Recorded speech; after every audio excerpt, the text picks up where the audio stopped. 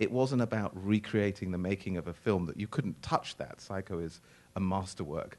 What we were trying to do was sort of go behind it, see it from different angles, and kind of explore this unbelievable partnership and collaboration. And that was the emotional core of it.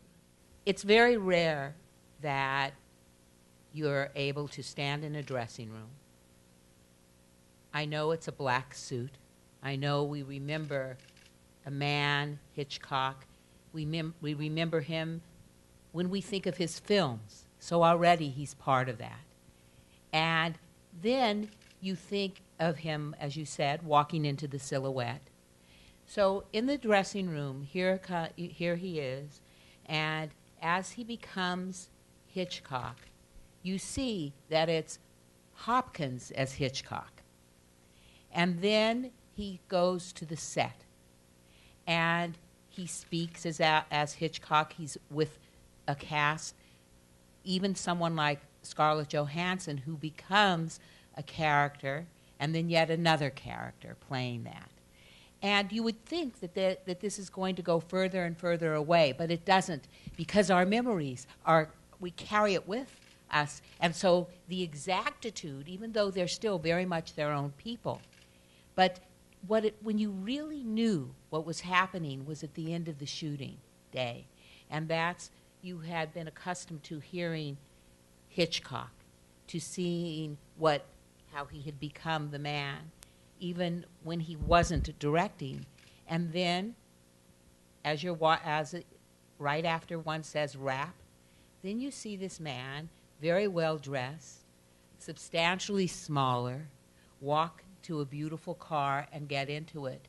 And then you realize that that's Hopkins, as Hopkins.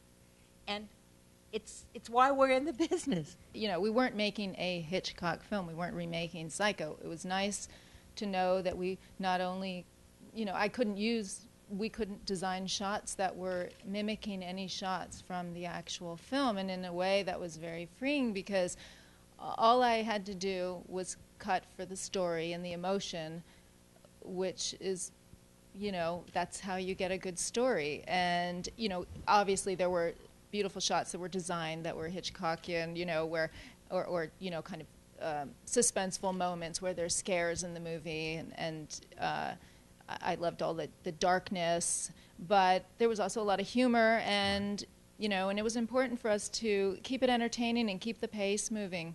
We went into it not knowing what format we were going to shoot with. We did film test and digital test with the prosthetics. The fear being, of course, digital enhances any imperfections that you might find in stuff, and so that was a great concern of ours.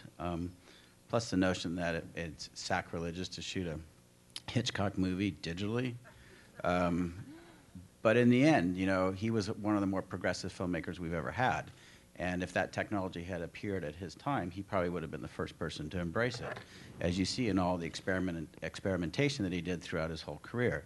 Not all of it worked, but most of it brought us, such a memorable moments in filmmaking history. And so after the long process and coming to a conclusion about the speed that we had to shoot in, the cost advantages, it just became an easy choice for us to make. And we examined both. And actually, when we did the Red Epic camera and the 35mm next to each other, there was perhaps a 1% difference. Because Jeff, he won't say it, but he's a master of backlight. And he's so brilliant at making the digital camera feel like film. And I think the 1% difference was the romance in my heart. There really wasn't a tremendous difference. And, we shot this movie for no money in 35 days, with no additional photography. So things like shooting on digital really allowed us really to have more time with the actors. And ultimately, we made that decision. I think it was the right one, because it was just much more efficient for us to do that. And frankly, we didn't have the choice, to do all the things. But consider this, with the amount of time we had, with no visual effects planned at the end, and shooting, somebody in prosthetics for 90% of the scenes, to be able to see it there and for everybody to collaborate and understand what we're going against and what the obstacles are and what worked and didn't work, it just didn't seem like it was an easy choice for us to make.